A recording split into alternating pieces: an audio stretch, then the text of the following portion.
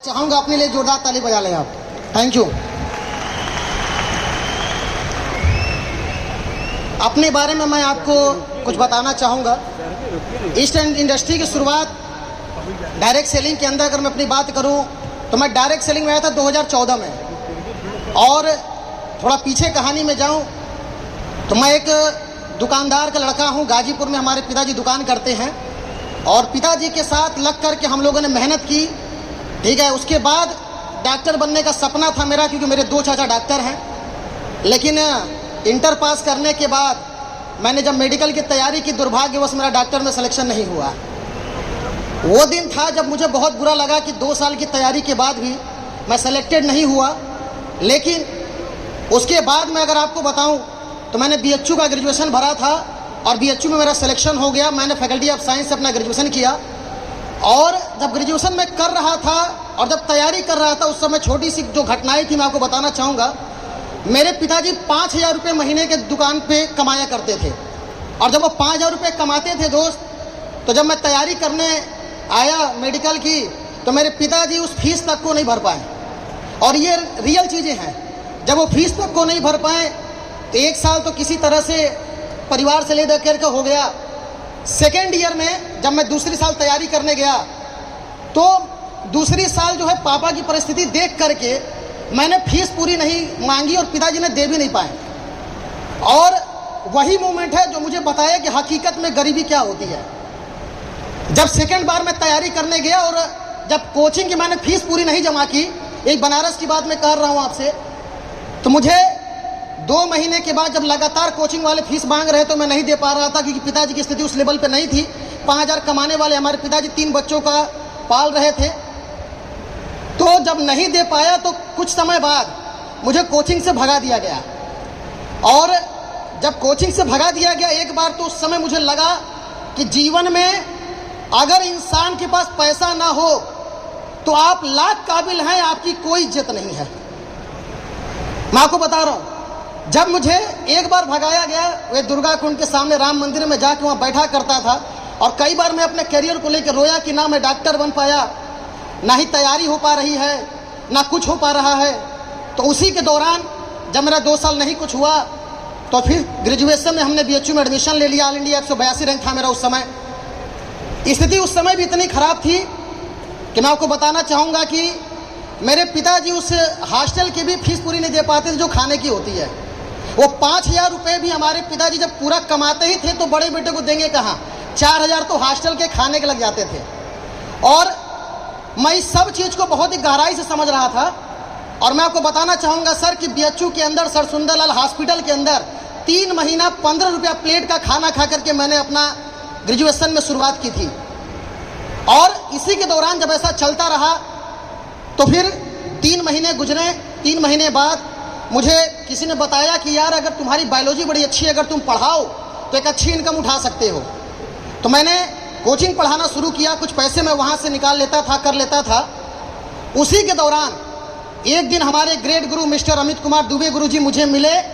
एक जोरदार ताली हो जाए हमारे गुरु जी के लिए। मैं सर के चरणों में नतमस्तक करता हूँ,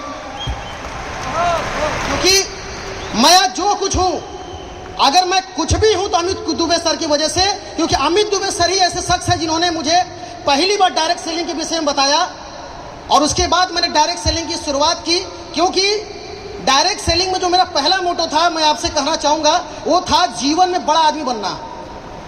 मुझे सबसे पहले था, क्योंकि मैंने अपने कई ऐसे दिन देखे जब मेरे पिताजी, ठीक है, दुकान पर जब कर्जे हो गए थे तो हमारे पिताजी दुकान छोड़ करके चले जाते थे और जब महाजन आकर के पिताजी को भला बुरा बोलते थे, मैंने वो भी दिन देखा है।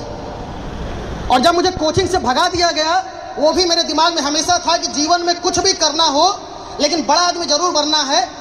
और यही चीज़ें लेकर के जब गुरुजी के द्वारा डायरेक्ट सेलिंग को देखने का मौका मिला तो हमने शुरुआत की। और शुरुआत करने के बाद भी मैं आपको बताना चाहूँगा, इस इंडस्ट्री के लिए 2015 में मैंने, ठीक है, BHU से ग्रेजुएशन कंप्लीट करके MSc फर्स्ट ईयर में मैंने पढ़ाई ड्रॉप कर दी और बिना माँ बाप को बताए। और माँ बाप को मैंने ये नहीं बोला कि मैंने पढ़ाई छोड़ दी है। और जब पता चला तो हमारे पिताजी उस चीज़ को लेकर बहुत ज़्यादा नेगेटिव हुए और बहुत कुछ मुझे बोला और मुझे घर रहने तक की तकलीफ होने लगी। सुबह और शाम ब्रेकफास्ट और डिनर हो, दोनों में मुझे गाली मिलती थी। इस कंडीशन में मैं स्टार्टअप किया, लेकिन कहते हैं सर ना कि 3 साल गुजरने के बाद भी, ठीक है, फिर भी मेरे को सक्सेस नहीं दिखी। हम लोगों ने सब कुछ कैरियर लगा दिया। मैं कोचिंग पढ़ाता था, छोड़ दिया। BHU MSc फर्स्ट ईयर मैंने छोड़ दी। और मैं आपको एक बात और समझाना चाहूँगा, उसके दौरान 2016 में मैंने अमित सर को कॉल किया था और बोला गुरुजी सब कुछ छोड़ दिया इस इंडस्ट्री के लिए।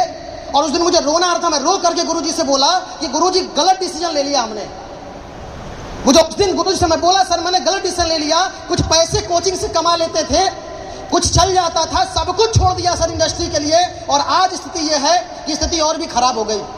लेकिन कहते हैं सर ना कि डायरेक्ट सेलिंग में भी सफल होने के लिए एक अच्छे प्रोडक्ट, एक अच्छे अपलाइन और एक अच्छे प्लान और सब कुछ की जरूरत होती है, एक अच्छे सिस्टम की जरूरत होती है।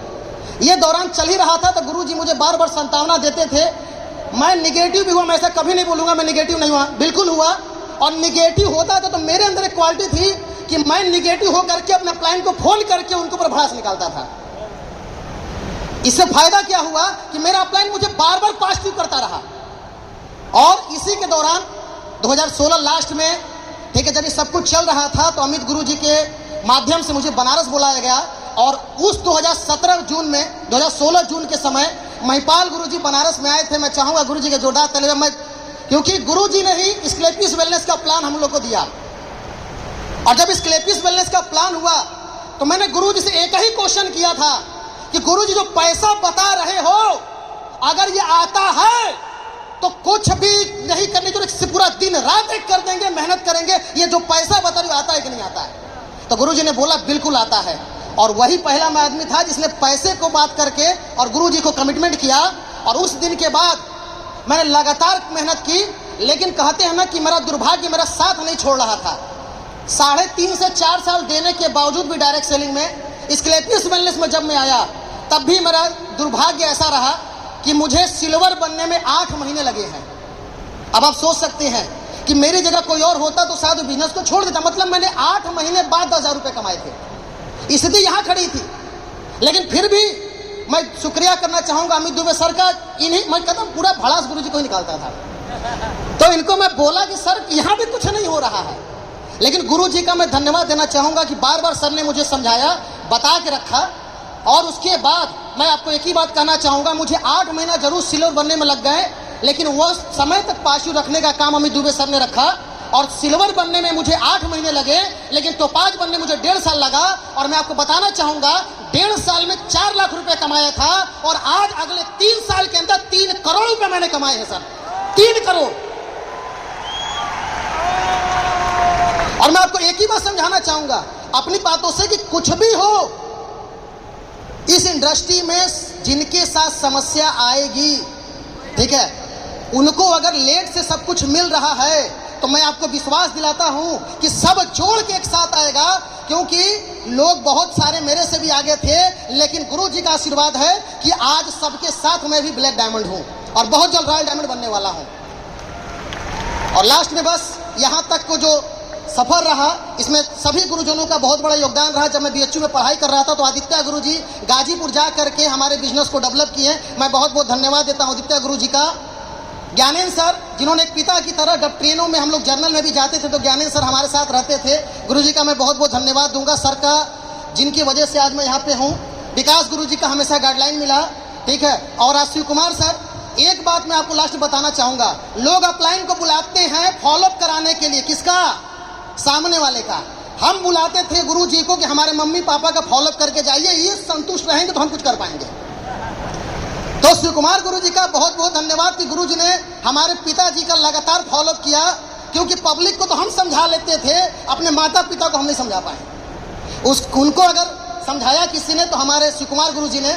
और महिपाल गुरुजी के बारे में तो क्या कहें, आज जो भी है MLM किंग है, या जो भी सर का नाम लेकर के, सर की आशीर्वाद से आज हम लोग यहाँ पे हैं। और लास्ट में हमारे संजीव सर, क्योंकि गुरु ऐसा, जब संजीव सर के हम लोग मिले तो गाजीपुर में पहली ट्रेनिंग गुरुजी की हुई थी।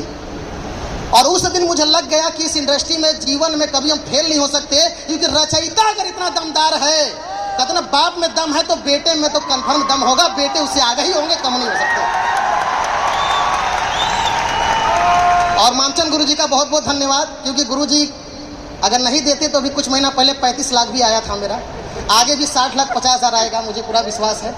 करोड़पति आगे भी बनते रहेंगे हम लोग। और इन्हीं सब चीज़ों के साथ मैं अपनी बारी को समाप्त करता हूं और बहुत बहुत धन्यवाद देता हूं अपने उन सभी साथियों का जिन्होंने मेरा साथ दिया और जिन्होंने मुझ पर विश्वास किया। आप विश्वास करके रखिए, आज भी मैं इस इंडस्ट्री में, इस लेवल पे सबको पता है कि अविनाश कुमार गुप्ता 14 घंटा से कभी एक दिन भी काम कम नहीं करता। चाहे जो भी हो, दिन रात मैंने मेहनत की है, फ्रेशर से लेकर अपर लेवल तक मैंने मेहनत की है। और आप सभी को विश्वास दिलाता हूं कि जिन्होंने मुझ पर विश्वास किया है, हर बंदा इस इंडस्ट्री में आकर के लग्जरी लाइफ जिएगा। क्योंकि मैं भी अपने अपलाइन की वजह से, जो बंदा एक समय अपनी फीस नहीं भर पाता था, आज BMW 5 सीरीज मेंटेन करता है भाई साहब 85 लाख रुपए की। ये सब कुछ हो सका इस संस्था और यहाँ के अच्छे प्रोडक्ट, एक सिस्टम अपने अपलाइन की वजह से। बहुत बहुत धन्यवाद। Thank you so much, sir.